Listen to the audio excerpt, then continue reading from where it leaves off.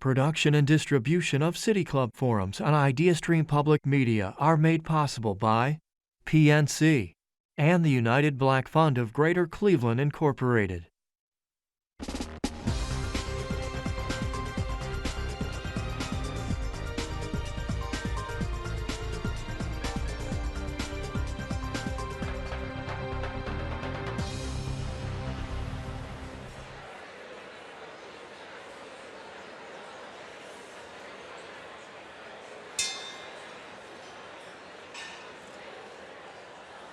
Welcome to the 2022 Cuyahoga County Executive Candidates Debate.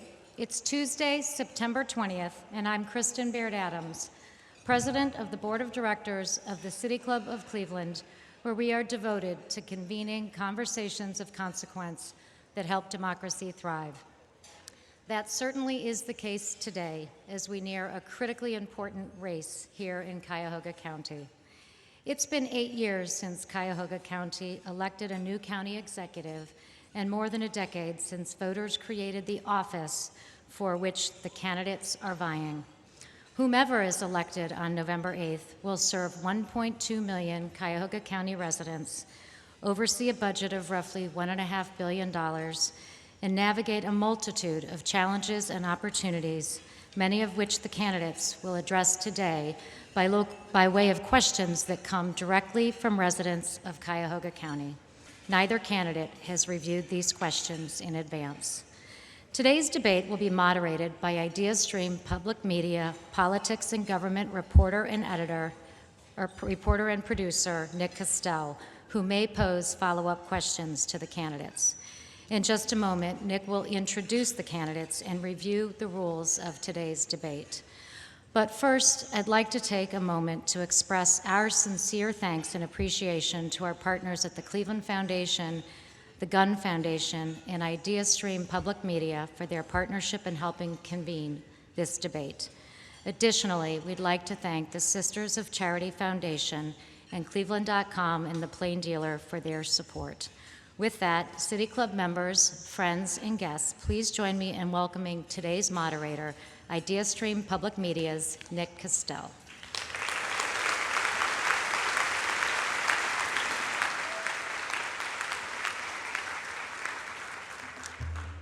Thank you very much, Kristen. I am glad to be here. It is an honor to moderate this important debate for the residents of Cuyahoga County. Before we get started, though, I have a very important announcement to make. If you have parked illegally in the valet, your car may be about to be towed. So if that applies to you, I'd encourage you to go check it out. Thank you very much. Now, let me explain the rules of this debate, which were agreed to by both candidates. Candidates will each have 90 seconds for opening and closing statements. The candidate who goes first in the opening statements will also go first in the closing statements, and the order was determined by a coin flip earlier today. As you've heard, questions are coming directly from the voters. These questions may be directed to both or to a specific candidate, and the candidate will have 60 seconds to respond. At my discretion, candidates will be allowed 30-second rebuttals, and I may have follow-up questions. In order to get as much substantive debate as possible, we will ask you all to refrain from your applause, except at this moment when we welcome the candidates. Members and friends of the City Club, your candidates for Cuyahoga County Executive, Democrat Chris Ronayne and Republican Lee Weingart.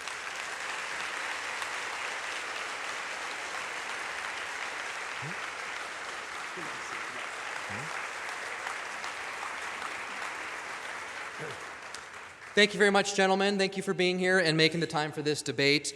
We will begin with our opening statements. Each candidate has 90 seconds for these. The order, as I said, was determined by a coin flip earlier today. And Mr. Weingart, you'll go first. Thank you very much. Good afternoon. I'm Lee Weingart, and I'm running for county executive.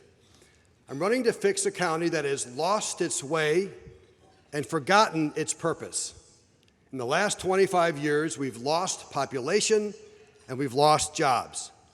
We have the highest taxes in Ohio and high unemployment, poverty, and crime. I have a bold vision to fix that, and it starts with economic development. I want to help 10,000 families become private homeowners, help create 4,000 new good-paying jobs in Cuyahoga County. That's how we create wealth that starts and stays in the urban core. My plan to unify local income taxes under the county will simplify your taxes, will end RETA, and will make the county more competitive and more unified. My rollback and freeze program for senior citizens on fixed incomes will freeze their property taxes and keep them in their homes longer. I'll work with nonprofit organizations to ensure the health and safety of our most vulnerable citizens, our children and our seniors. I'll create more opportunities in county government for minority contracting. This is an ambitious agenda, but I have the experience as county commissioner in the private sector to make it happen. I'm running to reestablish public faith in county government to make Cuyahoga County a better place to live, work, raise a family, and retire for all of us. Thank you very much, Mr. Weingart. And now we'll hear from Mr. Ronayne. Thank you, Nick, and I want to wish Dan Malthrop a happy birthday today. Happy birthday, Dan. Thanks for all you do. I'm Chris Ronayne. I'm running for Cuyahoga County Executive as well. I am running on a healthy Cuyahoga County agenda. A healthy Cuyahoga to me means healthy communities for the long haul. It means a healthy economy that's all-in participation, and it means a healthy government that's working for you. Folks, in our communities, we know the disparities that face us. Too often, our zip code is the determinant of our outcome and our longevity. In our workforce, we've got great things going for us, but not enough people participating all in our economy. And we need to retool, upskill, and bring workers to the prosperity of today and tomorrow.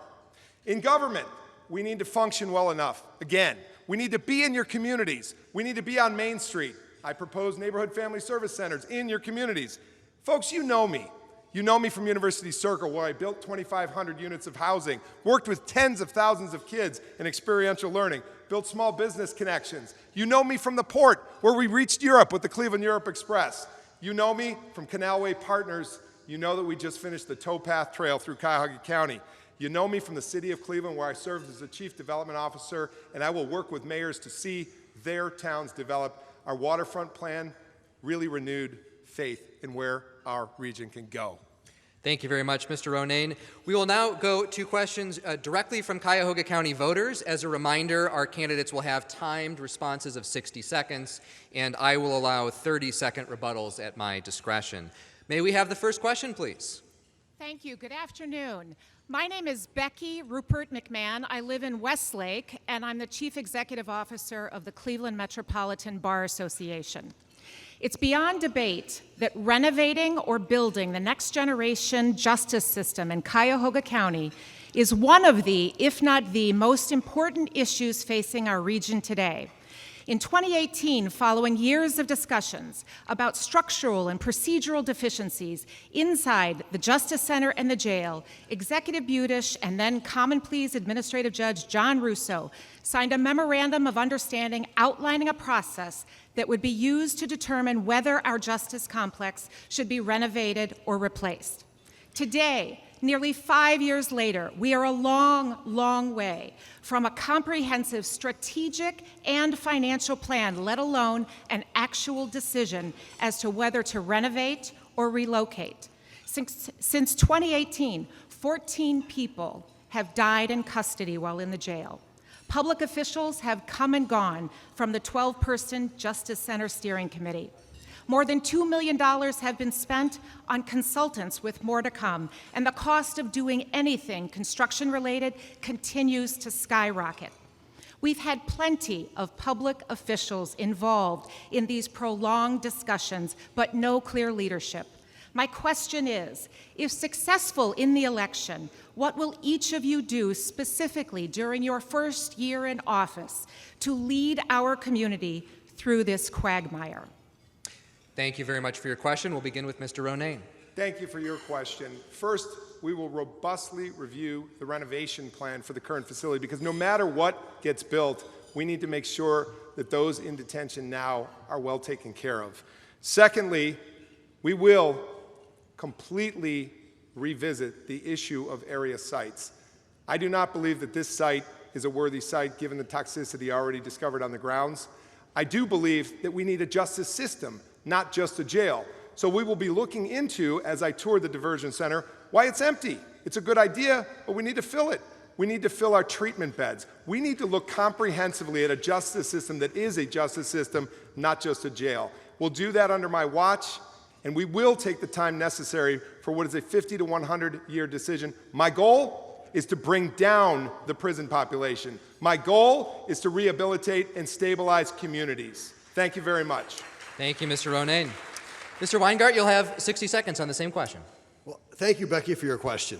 I have opposed this new jail from the very beginning, when it was $500 million, and now it's $750 million. If the county buys the land for the jail, I will sell it. If the county signs contracts on the jail project, I will cancel them. If the county tries to extend the temporary sales tax to pay for the jail, I'll do everything in my power to stop that extension. I believe we need a smaller jail, not a bigger jail. So I want to look at renovating one of the downtown jails, Jail 2, to about 500 beds, and then building a smaller jail somewhere downtown or outside of downtown. This is what Franklin County did. They built 2 jails with a 1,000 capacity for $360 million.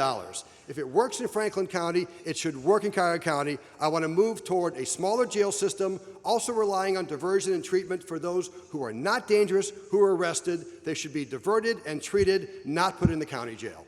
Thank you very much, Mr. Weingart. And can we have our next question from the audience? Good afternoon. My name is Chanel Moon, and I am a resident of Warrensville Heights, and I am the Director of Youth Programs at Merrick House in Tremont. Although Cuyahoga County spans beyond Cleveland, most resources go to Cleveland first.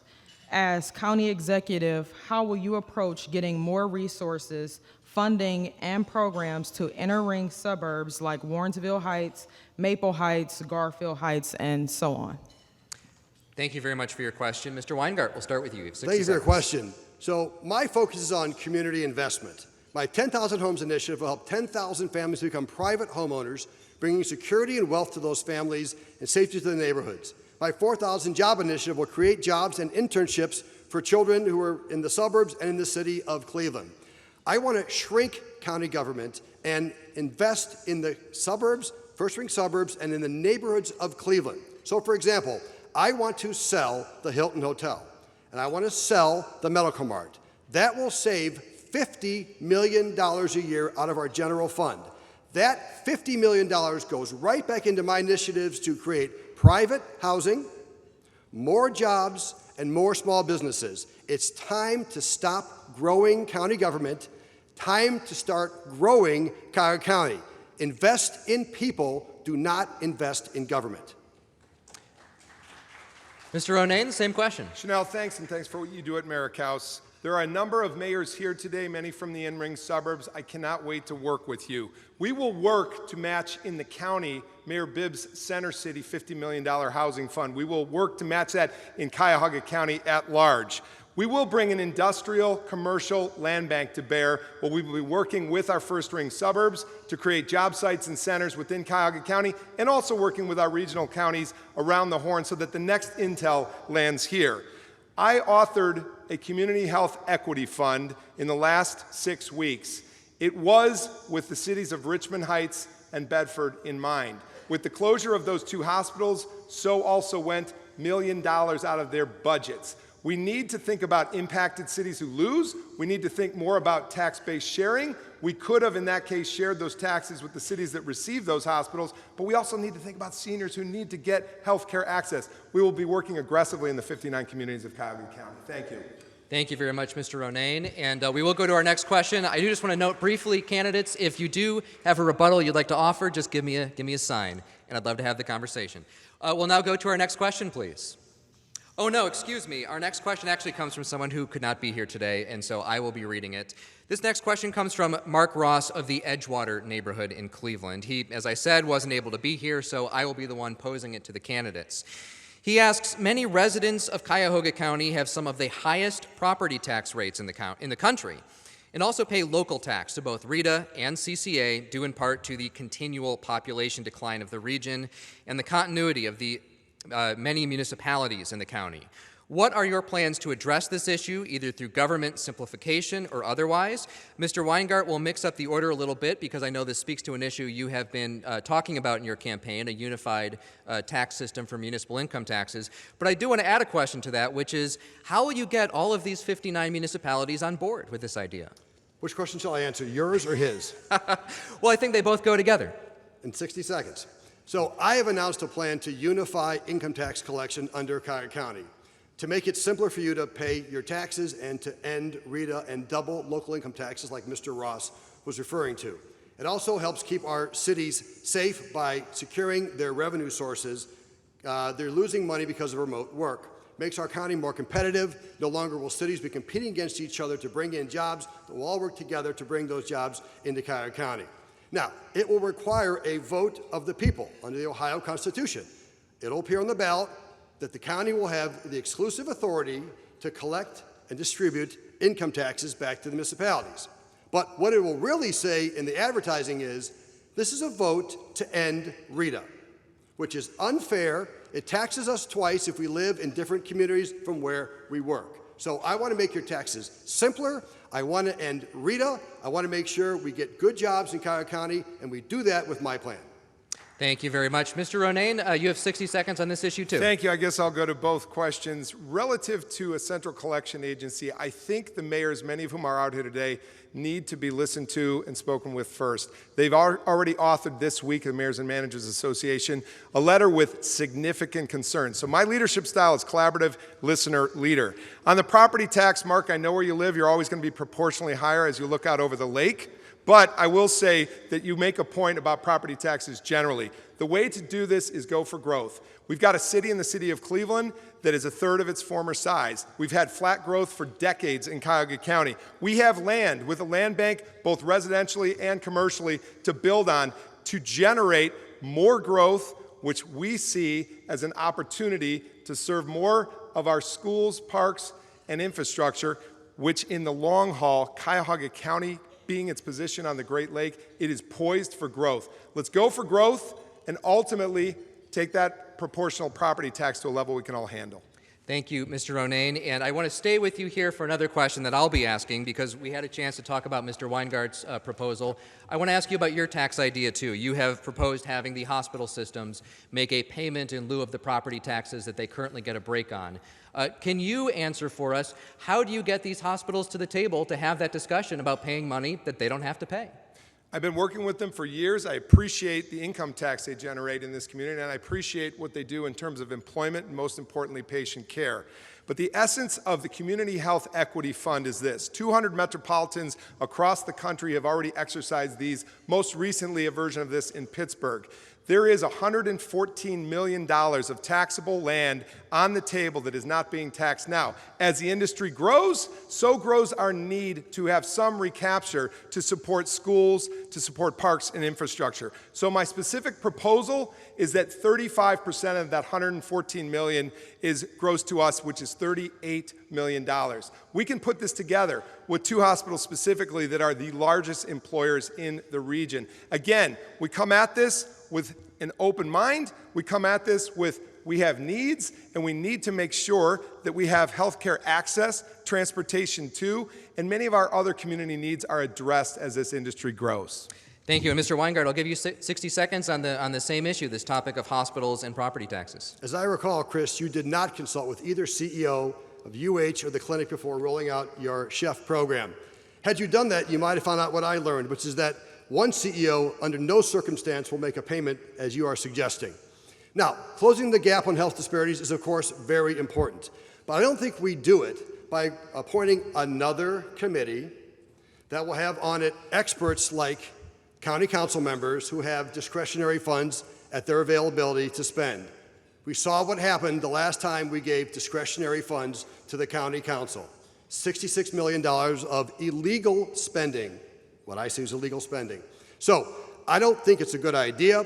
I would rather work with the hospital systems rather than announce a plan and then go back and ask them for their support, work with the CEOs of both hospital systems come up with a plan that we can use to close the health disparity gap, which is a critical problem in Cuyahoga County. Thank you very much. Mr. Ronayne, 30 seconds for a rebuttal. I know, I'm glad you've become the shuttle diplomat to the hospital, but I will say we have 3 new CEOs coming in. We have 3 hospitals that just closed. You talk about picking up the phone. I picked up the phone and called Mayor Kim Thomas in Richmond. I called the city manager of Bedford because that's what leaders do. What I would have done is a tax sharing arrangement with Beechwood, who's receiving the employees, and said, let's level the playing field for these impacted communities. That's how leaders lead. We step up, and I stood out in front of a 100-year-old hospital in Bedford that closed. We need to do something about this. Thank you. 30 seconds if you want it. Well, my point, Chris, is you didn't call the people you're going to ask the money for, the CEO of University Hospitals and the CEO of the Cleveland Clinic. Had you called them, they would have told you we're not going to do that because right now the hospitals are on their backs financially. Because of supply chain challenges, inflation, and staffing, they are really hurting. I'm not here to defend the hospitals, but it's a terrible time to ask them to give more money when they're already putting up $1.4 billion a year in charity care and philanthropic support. So it's bad timing and it's a bad idea. Thank you, gentlemen, for this exchange. While we're on this topic of health, we want to turn to another one that speaks to the health and well-being of Cuyahoga County residents. Our next few questions will address some of these issues. Can we have the next question, please?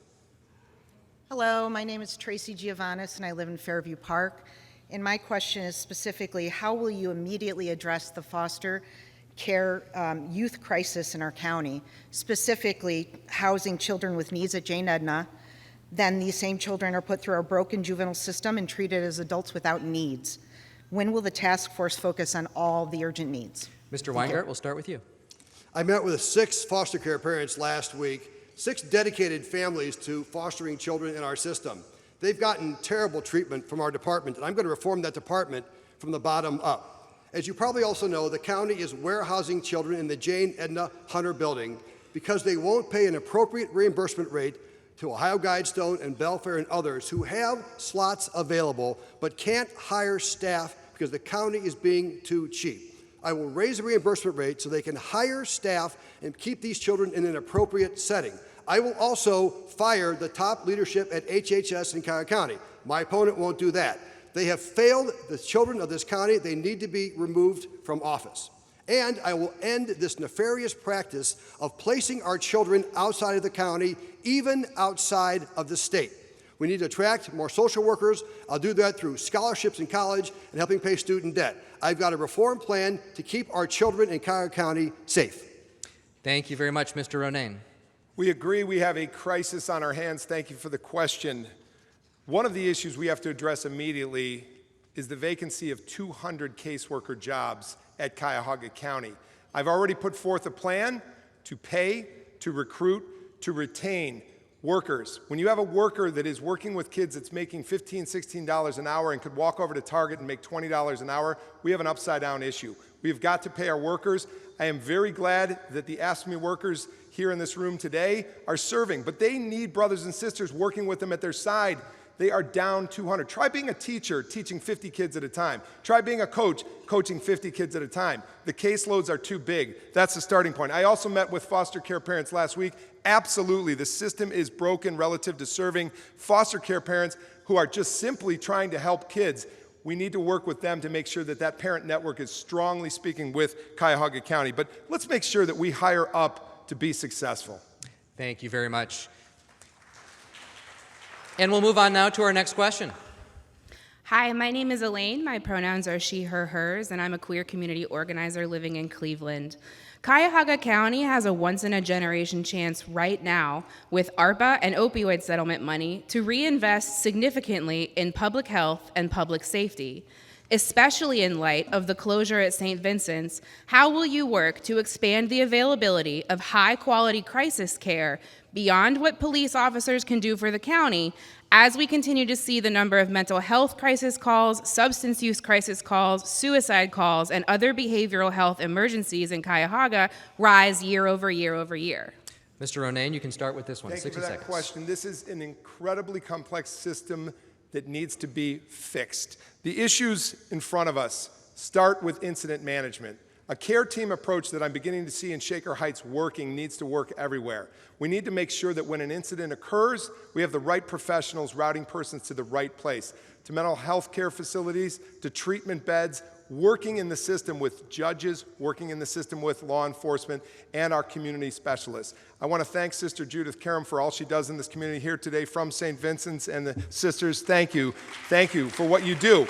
But again, the point I'm making about health equity is institutions cannot just simply shoulder all of this on their own. We've got to work as a community partnership. I see the new public-private nonprofit partnership working first and foremost on that care approach, that we're making sure our people are well, that they're getting treatment, and that we're downsizing the population in the jail because people have found the doorway to what they need, which is treatment and mental health services. Thank you very much. Thank you, Mr. Weingart. I am concerned that our county government has taken a once-in-a-lifetime opportunity, first with the CARES Act and now with ARPA, to waste that money, not invest it the right way. I was the only candidate to call out the slush funds for what they were, illegal spending. My opponent lately came to the same conclusion that I did. There'll be $54 million left when I become county executive. We will invest that in our communities, in my private housing initiative in the inner cities. We will invest it in job creation and, of course, in health care. We need to fix the St. Vincent's problem immediately. It's the only downtown emergency room. It's one of 2 inpatient psychiatric care clinics in the state of Ohio. And if that inpatient service goes away, we'll have a major problem in Cuyahoga County. So I want to unite the hospital systems together, UH, the clinic, and Metro, to address the hole we now see by the absence of St. Vincent's in a critical neighborhood in the city of Cleveland. Thank you, Mr. Weingart. Mr. Ronayne, you were mentioned. If you want 30 seconds to rebut, you can. I just want to say that I think our biggest problem is over-reliance on ARPA, period. It's a one-time source of funds that, yes, I would have systemically made sure that it was catalytic in nature. My monies would have gone on workforce, on housing, on transportation, the barriers to getting to and from jobs and to getting ready for a job. I hope with what remaining funds are allegedly there, that's where those dollars will go. If there's any money left under my plan, that is where they will go. Mr. Weingart, 30 seconds if you'd like it. I'm good. All right, we'll move stand on. with what I said. That's just fine. We've got many more questions to get to. And we'll go to our next one now. Hi, my name is Malak Rashid. I am a development director at Smart Development, serving refugees and immigrants, and I am from the West Park neighborhood. I'm here representing the Cleveland Caucus as a co-lead for OPAL, a grassroots community organization for social justice and elevates the voices and visibility of progressive leaders in the Asian American and Pacific Islander community. There are over, combined with the Arab American and the Asian American Pacific Islander community across Cuyahoga County, on 100,000 plus individuals in this community.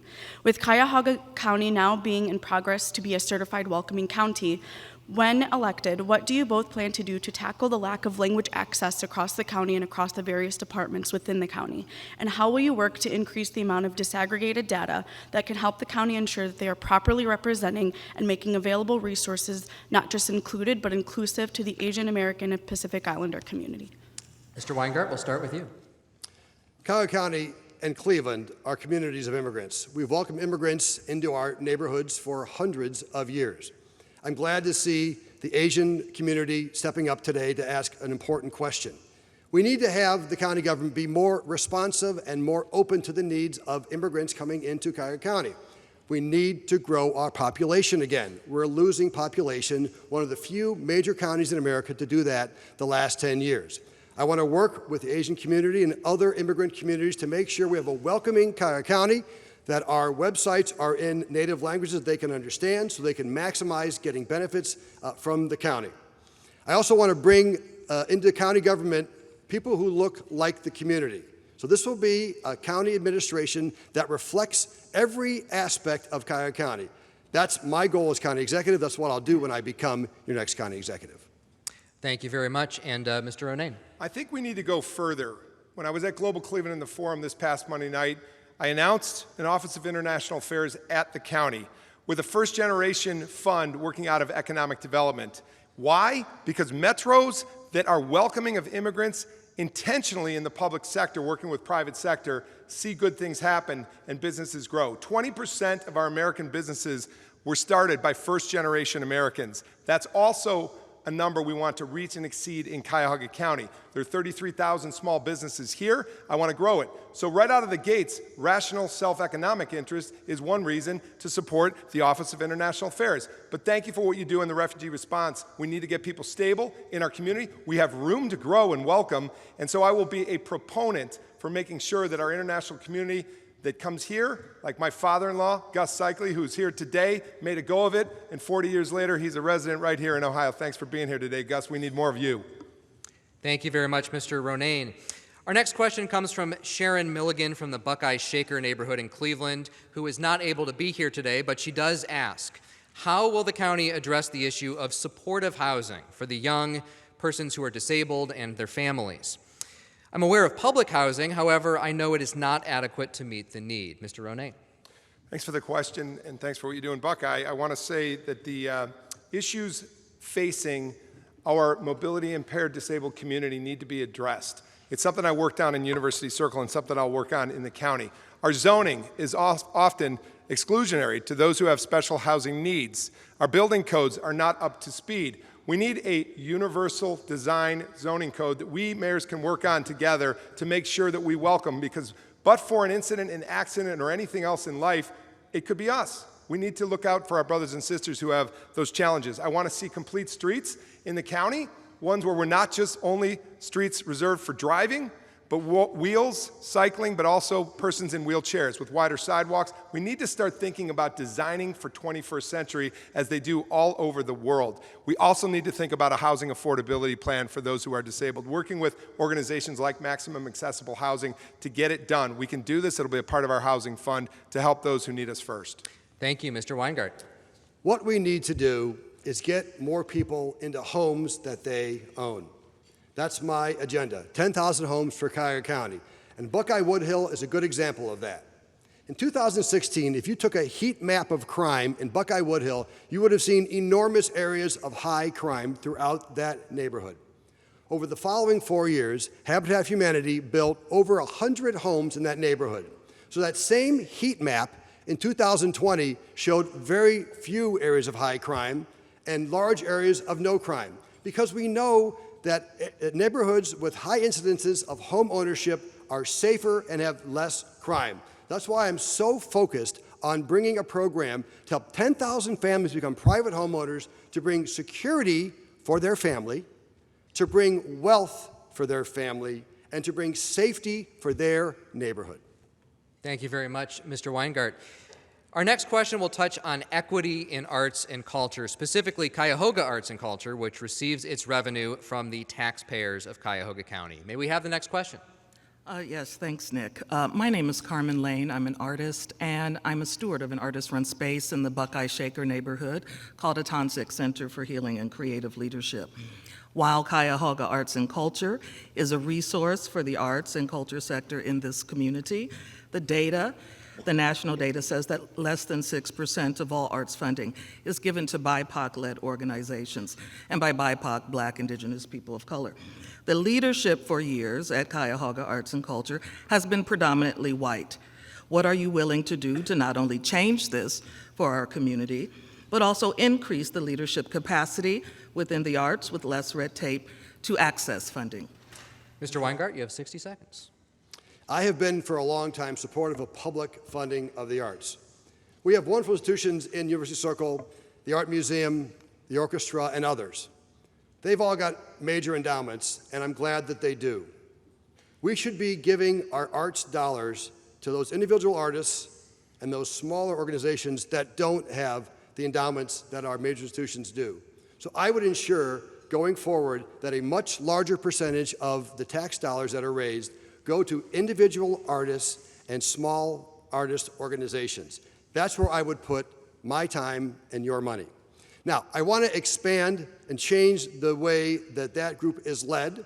In fact, as I said earlier, my administration will reflect the community, and every part will reflect the community. So we want to make sure that Cuyahoga Arts and Culture reflects the community, the artist community, particularly small and minority artists.